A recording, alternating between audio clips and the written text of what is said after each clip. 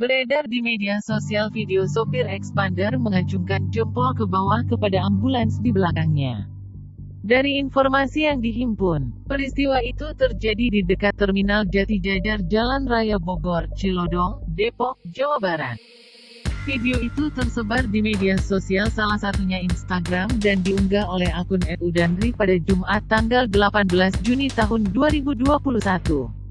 Dalam video itu, diduga Expander itu menghalangi jalan dari ambulans yang sedang dalam keadaan gawat darurat. Terdengar suara sirine ambulans dan pengemudi ambulans membunyikan klakson berulang kali.